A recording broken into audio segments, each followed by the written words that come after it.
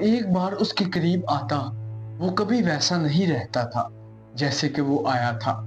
1968 میں باعث پارٹی نے عراق کی حکومت پر قبضہ کر لیا۔ صدر بنا احمد حسن البکر اور اس کے پیچھے طاقت کا اصل مرکز تھا صدام حسین۔ کہا جاتا ہے کہ البکر کے دفتر میں جو فیصلے ہوتے تھے ان کی ڈور دراصل صدام کے ہاتھ میں ہوتی تھی۔ صدام نے اپنی گرفت مضبوط کرنے کے لیے خوف کو بطور ہتھیار استعمال کیا۔ اس نے پولیس، فوج، خفیہ ادارے سب پر کنٹرول قائم کیا۔ کوئی اس کے سامنے بولنے کی ہمت نہیں رکھتا تھا۔ اس کے حکم پر ایک شخص غائب ہو جاتا اور اگلی صبح بغداد کی فضا میں ایک نئی خاموشی پھیلا دیتا تھا۔ 1979 میں جب احمد حسن البکر بیمار پڑا تو صدام نے پورے ملک کے سامنے اعلان کیا، اب میں ایران کا صدر ہوں۔ اور چند دن بعد ایک تاریخی منظر دیکھا گیا۔ پارٹی کی میٹنگ میں صدام نے اپنے ہی ساتھیوں کے نام پڑھ کر کہا، یہ لوگ غدار ہیں، اور سب کو میٹنگ ہال سے نکال دیا گیا اور باہر جا کر گولی مار دی گئی۔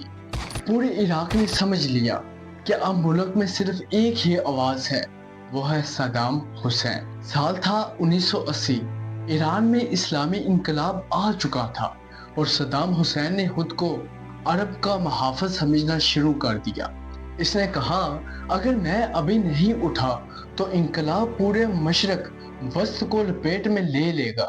اور پھر اس نے ایسا فیصلہ کیا جس نے لاکھوں زندگیوں کو بدل کر رکھ دیا۔ 22 ستمبر 1980 کو عراق کی فوج نے ایران پر حملہ کر دیا۔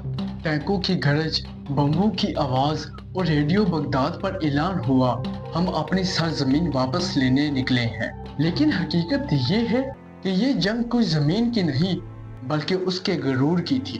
صدام چاہتا تھا کہ دنیا اسے عرب کا سلطان سمجھے، دو قوموں، دو نظریے اور درمیان میں صرف موت۔ یہ جنگ دنوں یا مہینوں کی نہیں تھی، یہ پورے 8 سال تک چلتی رہی۔ ہر روز خون، ہر رات دھماکے، اور کبھی عراق جیت جاتا اور کبھی ایران جیت جاتا، لیکن اصل میں دونوں ہارتے گئے۔ دونوں ملکوں کے ہزاروں فوجی میدانوں میں بکھر گئے، گاؤں چلے گئے، شہر خالی ہو گئے، اور صدام کے چہرے پر ایک عجب خاموشی چھا گئی، جیسے کہ وہ خود بھی نہیں جانتا کہ اب واپس کیسے جانا ہے۔ 1988 میں جنگ ختم ہو گئی، لیکن صدام حسین کے دل میں ایک نیا جنون پیدا ہو گیا۔ وہ کہتا تھا کہ میں نے ایران کو روک دیا، اب دنیا مجھے روک کر دکھائے۔ جنگ نے اسے توڑا نہیں بلکہ اور زیادہ خطرناک بنا دیا۔ 1990 کا سال تھا کہ صدام حسین